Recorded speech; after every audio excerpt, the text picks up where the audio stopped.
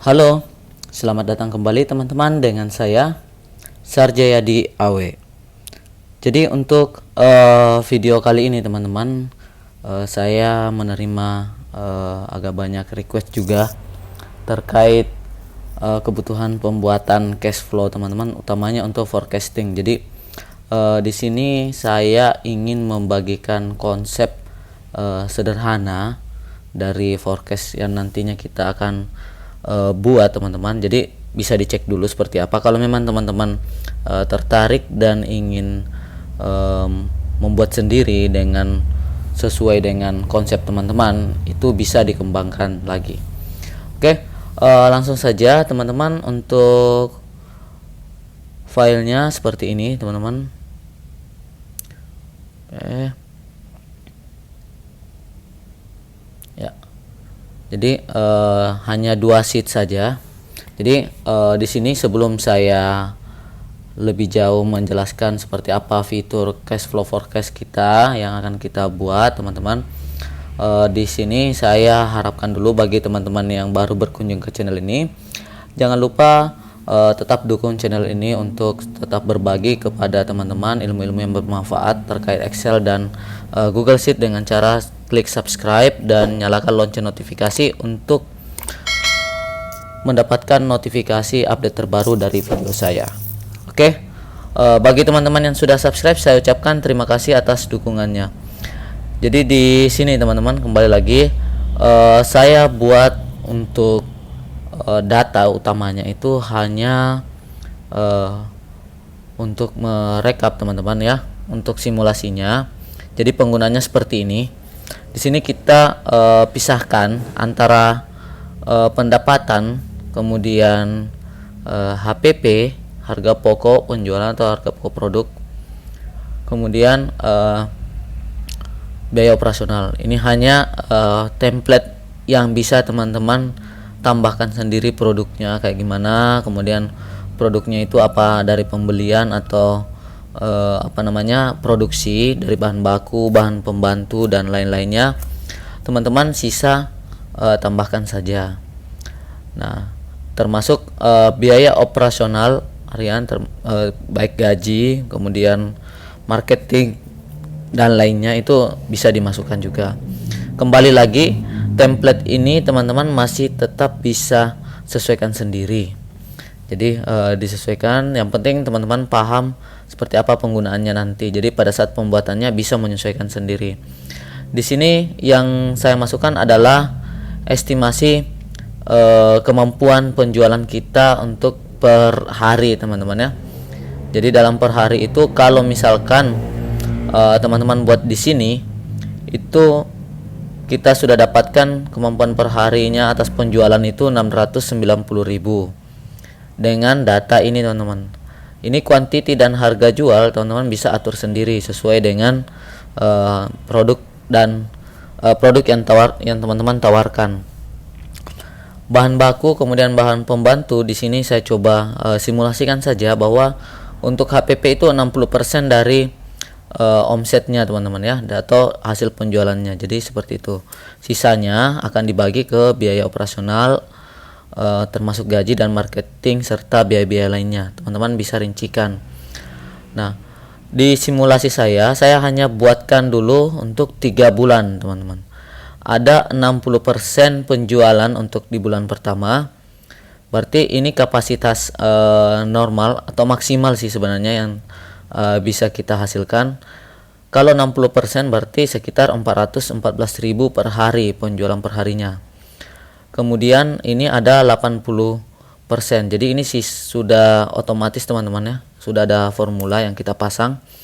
Kemudian baru bulan ketiga mungkin kita mencapai apa yang kita harapkan ini 690.000 ataupun bahkan lebih, tinggal teman-teman atur saja seperti ini. Nah, di bagian gaji ini teman-teman harus bisa bermain asumsi sendiri. Misal karena kita baru di bulan pertama itu pada saat melakukan pembukaan usahanya itu hanya menganggarkan budget 1.800.000 untuk 1 orang karyawan. Nanti di bulan kedua dan ketiga kita baru menambahkan 2 karyawan. Di sini teman-teman sisa dikali saja. Jadi budget iklan juga untuk ads-nya mungkin itu teman-teman budgetkan 1 juta per bulan, kemudian biaya lain 500.000.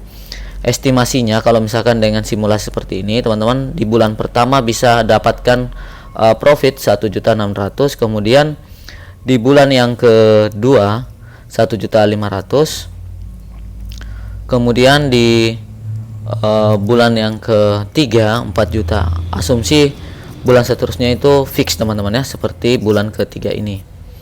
Nah, data ini selanjutnya akan kita pergunakan untuk membuat cash flow kita teman-teman. Jadi ini di sini yang perlu teman-teman cek terlebih dahulu. Oke. Nah, di sini yang perlu teman-teman perhatikan, template ini sebenarnya saya buat untuk kebutuhan 3 tahun teman-teman ya, atau 36 bulan. Jadi saya buat per bulan. Boleh juga teman-teman bisa atur nanti untuk per tahun misalkan, atau per 6 bulan, atau per 3 bulan. Itu teman-teman bebas untuk mengaturnya. Di sini saya contohkan 36 bulan ya teman-teman. Nah, asumsi kita misal teman-teman, karena ini terkait dengan cash flow kita, karena kemarin ada yang sempat tanyakan seperti apa kalau misalkan ambil pinjaman atau kredit di perbankan ya, misalkan untuk dana kur, misalkan di sini ada pinjaman 30 juta. Kita asumsikan pinjaman kita 30 juta, kemudian bunga per tahun 6%. Jadi umumnya sih sebenarnya saya ini simulasi saja, 6% per tahun untuk kur. Jadi nanti teman-teman sisa bagi dengan 12 untuk mendapatkan per bulan. Nanti bunganya itu sebesar ini teman-teman ya. Jadi 5.400.000, karena yang berwarna ini teman-teman bisa edit angkanya secara manual. Tenornya kita ambil 36 bulan. Kalau teman-teman ambil 36 bulan, total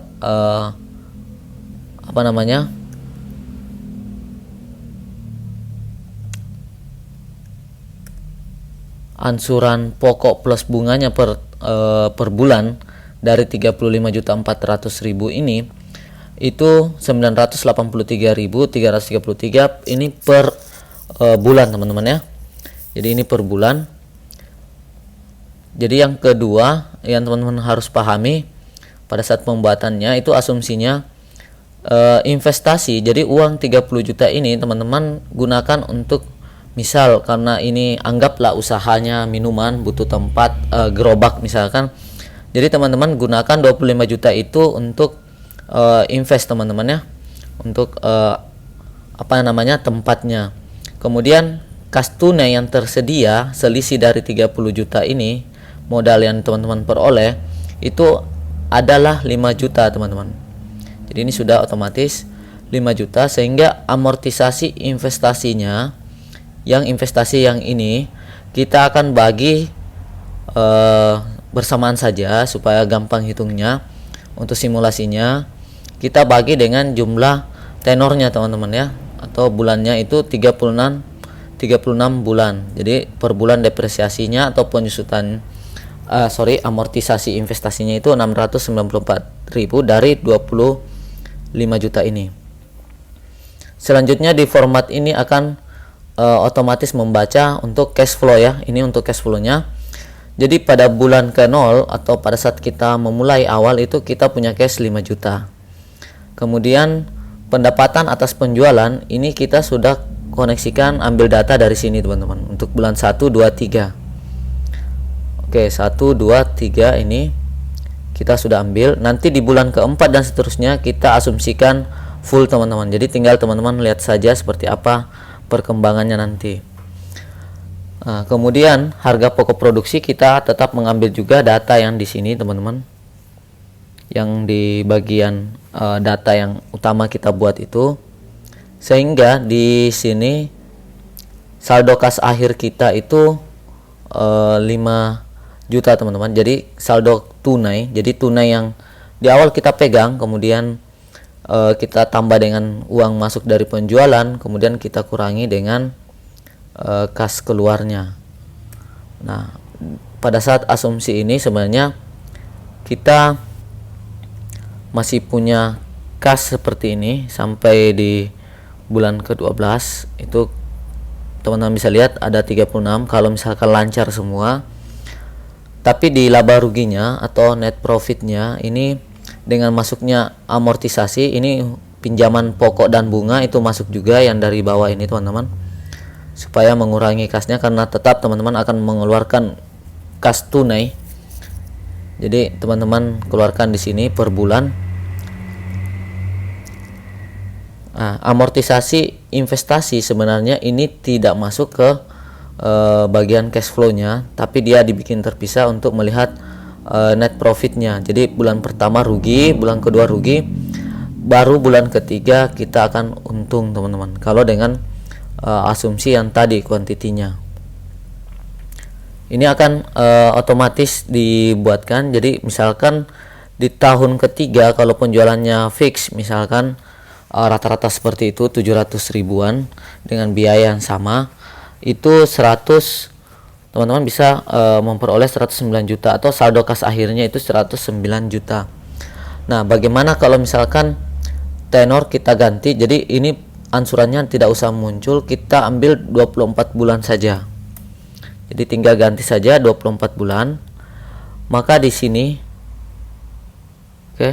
ini tidak ada di bulan ketiga, tahun ketiga teman-teman, hanya sampai di bagian ini, tapi jumlahnya sudah berubah yang kita keluarkan per bulan. Ini masih oke teman-teman. Dengan konsep yang seperti ini kita masih punya kas sisa yang bisa kita gunakan di setiap bulannya. Nanti teman-teman sisa tambahkan komponen-komponen biaya apa saja yang mungkin muncul.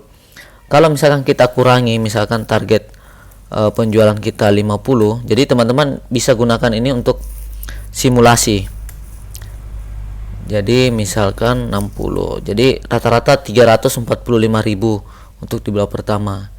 Kan ini masih untung, tapi kalau di sini yang dua ini kita rugi kalau misalkan nambah karyawan. Jadi teman-teman bisa mempertimbangkan segala aspek untuk sebelum memulai untuk membuka usaha teman-teman, ataupun kalau usahanya sudah berjalan butuh untuk proyeksi ke depan, teman-teman bisa cek juga di sini.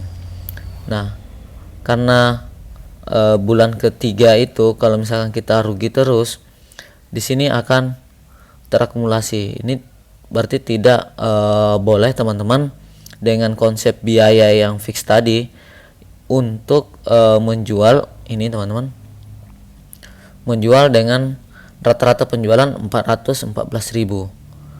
Teman-teman harus bisa, coba kita cek ya, 70% dari yang maksimal atau sebesar 500.000 kurang lebih per hari. Teman-teman harus dapat 500.000. Nah, di sini teman-teman masih rugi. Artinya teman-teman cashnya ini tidak ada lagi tersisa di bulan ke-5. Ini di bulan ke-5 kalau misalkan teman-teman memaksakan untuk tenor 2 bulan. Tapi kalau misalkan teman-teman ambil tenor 36 bulan, kita lihat lagi. Oke. Nah, teman-teman di bulan ke-14 itu akan minus. Jadi sudah habis teman-teman, karena di sini net profitnya itu rugi juga karena ada investasinya teman-teman yang harus disusutkan juga. Untuk paling amannya teman-teman bisa aturkan di sini misal 80% atau rata-rata 550.000. Kita coba cek lagi. Ini sudah positif, tapi laba ruginya belum menutup teman-teman ya. Ini belum menutup untuk amortisasinya.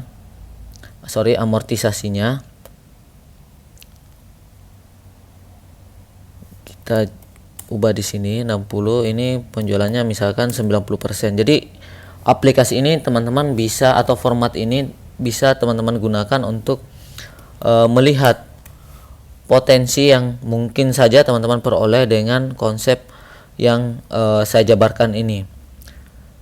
Jadi teman-teman bisa mengambil kesimpulan seperti apa modal kerja yang diperlukan. Misalkan teman-teman ambil 30 juta, berapa yang digunakan untuk investasi, berapa yang disimpan untuk tunai. Jadi seperti itu. Kemudian tenornya juga harus berapa, dengan bunga berapa yang ditentukan. Itu teman-teman harusnya bisa melihat di sini, teman-teman. Nah, kalau dengan asumsi yang tadi, dengan omset penjualannya sekitaran berapa tadi? 621.000, teman-teman akan aman dari segi cash flow. Jadi cashnya ini aman sampai di tahun ketiga. Kalau semua normal, itu teman-teman bisa mendapatkan 50 juta dan bunga pokoknya ini sudah selesai, teman-teman. Kalau teman-teman coba 24 bulan, oke, itu tidak bisa juga karena profit lossnya teman-teman itu minus karena terlalu tinggi untuk amortisasi. Kecuali amortisasinya teman-teman tetap ubah ke 3 tahun, itu sebenarnya tergantung dari ininya, teman-teman ya, kebijakan dari teman-teman sendiri dengan mempertimbangkan segala aspek. Memang dalam penyusunan cash flow forecast itu teman-teman harus bisa mempertimbangkan beberapa faktor. Jadi baik dari depresiasi untuk mengamankan profit lossnya supaya tidak rugi, itu teman-teman semuanya harus diperhatikan dulu. Oke, mungkin itu teman-teman untuk review format yang kita buat.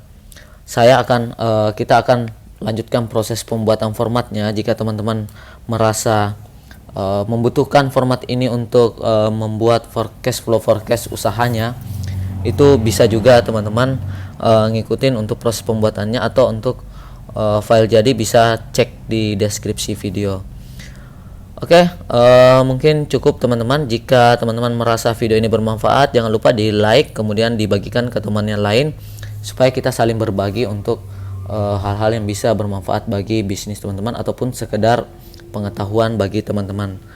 Oke, jangan lupa di subscribe teman-teman supaya tetap dapatkan update atau notif terbaru apabila video proses pembuatannya sudah saya posting.